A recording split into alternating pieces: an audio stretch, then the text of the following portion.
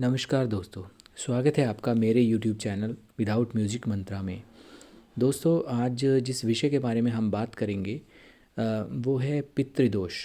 आज हम पितृदोष के बारे में बात करेंगे। पितृदोष के कारण जानेंगे कि पितृदोष होता क्यों है, किनको होता है, और पितृदोष होने के जो संभावित कारण या संभावित जो लक्षण होते हैं, कैसे पता चले कि किसी को पितृदोष है या नहीं है, उसके बारे में बात करेंगे। और इसका निदान यानी कि इसका जो निवारण है वो कैसे हो सकता है, कैसे हम पितृदोष का पता लगा सकते हैं, और कैसे ही घर पे ही बिना अपनी ज्योतिषी, बिना अपनी कुंडली वगैरह दिखाए हुए, क्या कोई ऐसा माध्यम है जिससे ये पता चल सके कि फलां जातक को जो है वो पितृदोष से ग्रसित है और उसका निवारण होना आवश्यक है।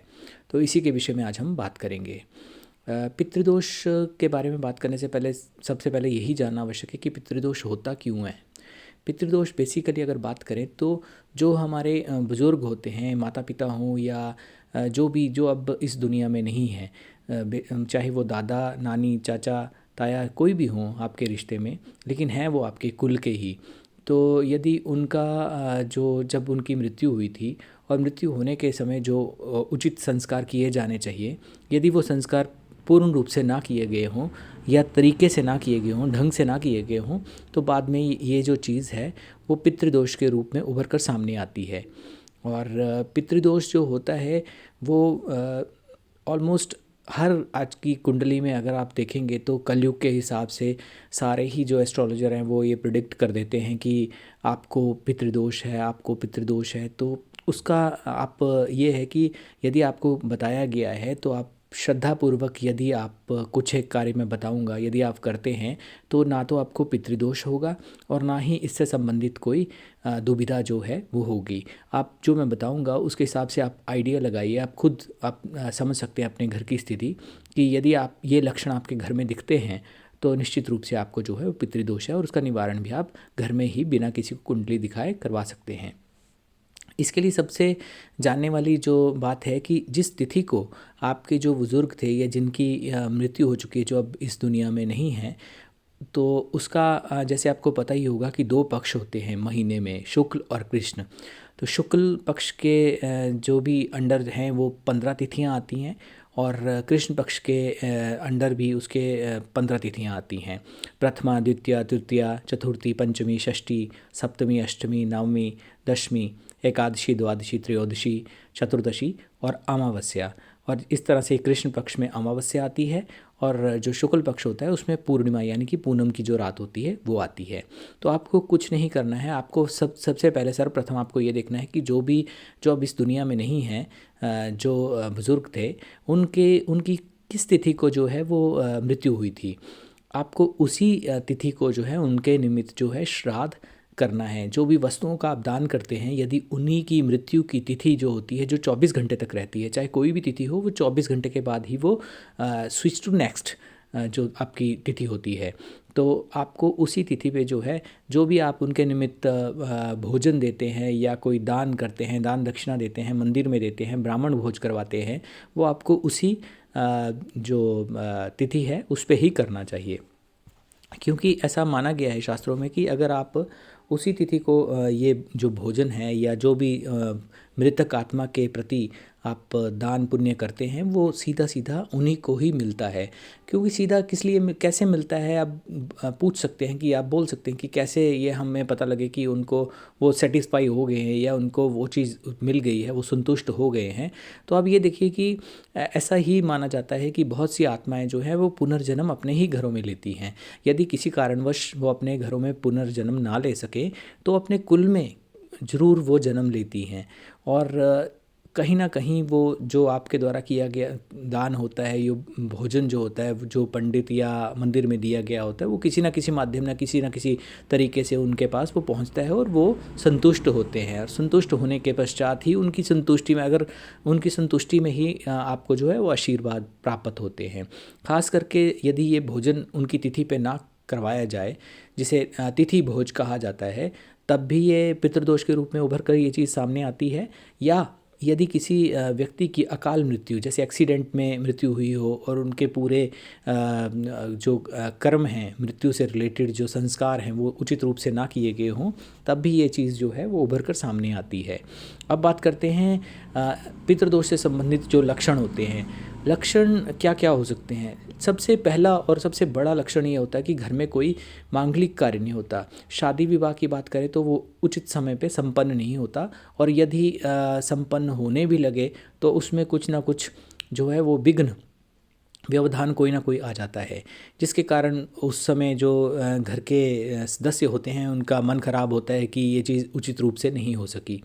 तो मांगलिक कार्य चाहे वो शादी से संबंधित हो, फर्स्ट टाइम जो सर्वप्रथम है वो तो शादी को ही हम कंसीडर करेंगे मांगलिक कार्य में। अदरवाइज़ गृह प्रवेश हो गया, आप भवन का निर्माण करवाना चाहते हैं तो उसमें कोई ना कोई दिक्कत आ जाएगी, रुपये पैसे की बरकत नहीं होगी। तो रुपया पैसा ही नहीं होगा तो आप कंस्ट्रक्शन कैसे कर पाएंगे अपने घर की? जो भी आप उसमें करना चाहते हैं चेंजेस, चाहे रेनोवेशन की बात करें या आप नया घर बना रहे हैं, उसमें कोई ना कोई व्यवधान हो जाएगा। इसमें पुत्र की जो पुत्र संतान की उत्पत्ति है उसमें भी दिक्कत आती है। इसके अलावा जो है धन की बरकत ना होना, चाहे आप कितना भी पैसा कमाते हो लेकिन धन जो है वो घर में टिकता ही नहीं है। कुछ ऐसे चाहे जितना भी सोर्सेज हों लेकिन धन किसी ना किसी रूप में पानी की तरह निकल ही जाता है, चाहे आप जितनी भी कोशिश कर लें। आर्थिक समृद्धि, वही जैसे आर्थिक समृद्धि या आर्थिक उन्नति की बात करें कि आप आज भी उसी जो आपका सोर्स है, चाहे यातायात का सोर्स है, या आप वहीं के वहीं हैं जहां आप 10 साल पहले थे। तो ये कुछ एक लक्षण है। इसके अलावा जो है वो आप अगर खाना खाने बैठेंगे तो खाने में अगर यदि आपके बाल निकलता है, चाहे अब इसको इस चीज़ से आप कंसीडर मत करके देखिएगा कि एक दो बार अगर आपके खाने में बाल निकल गया तो आप पितृदोष से संबंधित बात करने लगे। यदि ऐसे हो कि कंसिस्टेंटली जो है वो आपके खाने में बाल निकल रहे हैं और आप चाहे जितनी भी सफाई कर लें उससे कोई फ़र्क नहीं पड़ रहा, चाहे आपके घर में कितनी भी सफाई हो, लेकिन आपके खाने में स्पेशली आप जिनको पितृदोष होता है उनकी ही प्लेट से खाने में जो है बाल निकलता है। घर में कलेश होना, स्पेशली उस समय जब आप भोजन कर रहे हो, भोजन करते समय जो है वो कलेश का होना बहुत ये इशारा करता है कि आपके घर में जो पितृदोष की समस्या है। तो इसका निवारण किस प्रकार से किया जाए? इसका निवारण करने के लिए जो उचित तरीका है वो यही है कि जो मैंने तिथियां बताई हैं, आप सर्वप्रथम ये तिथि का पता करें। आजकल तो इंटरनेट पे या मोबाइल पे भी आप देख सकते हैं या पंडित जी को भी पूछ सकते हैं कि कौन सी तिथि कितने टाइम तक है। उसी तिथि के बीच में आपको जो है दिन में 12 बजे के बाद, क्योंकि श्राद्ध जब भी किया जाता है वो दोपहर 12 बजे के बाद ही किया जाता है, तो 12 बजे को आपने जो है 12 बजे के बाद जो है भोजन करवाना है। चाहे वो ब्राह्मण भोजन करवाएं या आपने अगर मंदिर में भी देना है तो वो भी 12 बजे के बाद ही दीजिए। चाहे 12 बज के 5 मिनट ही हुए हैं लेकिन आप 12 बजे से बाद में ही भोजन का दान करेंगे। और आपने जब भोजन उनके जो मृतक आत्मा है उसके निमित्त आपने जब देना है तो आप एक चीज़ बोलेंगे, जैसे आप मैं और उसके बाद अपना नाम और गोत्र। हर किसी को पता होगा से, जैसे किसी का भारद्वाज गोत्र है या गौतम गोत्र है तो वो व्यक्ति बोलेगा मैं, अपना नाम, उसके बाद भारद्वाज गोत्र और अपना पिता का नाम, यदि वो जीवित हैं तो पुत्र अपने पिता का नाम लगा लीजिएगा। और उसके बाद जो है मैं अपने दादाजी या जो भी मृतक आत्मा है उनके लिए इस भोजन को अर्पण करता हूँ। ऐसा करके उसके ऊपर आप कपड़े से या किसी भी चीज़ से उसको ढक के, जो आपकी थाली होगी खाने की, उसको आप मंदिर या ब्राह्मण को दे सकते हैं। तो एक ये बहुत अच्छा उपाय है। उसके अलावा नियमित रूप से आप जो है वो कौवे को रोटी डालना शुरू कीजिए। बोलना कुछ भी नहीं है, जो कौवा है उसको मतलब चपाती लेनी है और चपाती पे आपने घी और चीनी लगानी है। उसके बाद उसको छत पे उसके टुकड़े करके फेंक देने हैं। वो चाहे उसके बाद फिर चाहे कोई भी पक्षी खाए या कोई खा जाए, आपको उसकी चिंता करने की आवश्यकता नहीं है, आपने कौवे के निमित्त वो रख दिया है।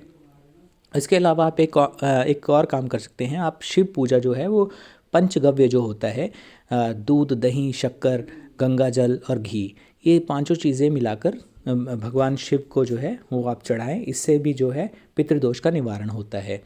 इसके अलावा आप ओम नमो नारायणाय इस मंत्र का जाप कर सकते हैं, क्योंकि भगवान विष्णु जो हैं, यदि आप इस मंत्र का जाप करते हैं तो जो भी मृतक आत्मा होती है उनको जो है बहुत ही शांति मिलती है इस मंत्र का, यदि उनसे संबंधित उनके कुल में या उनके पीछे जो व्यक्ति है, यदि वो इस मंत्र का जाप करता है तो मृतक व्यक्ति की आत्मा को बहुत शांति मिलती है और घर में सुचारू रूप से जो भी, चाहे कोई मांगलिक कार्य हो या धन की बरकत नहीं होना हो या घर में बहुत ज़्यादा कलेश हो, ये सारी चीज़ें ख़त्म होना शुरू हो जाती हैं।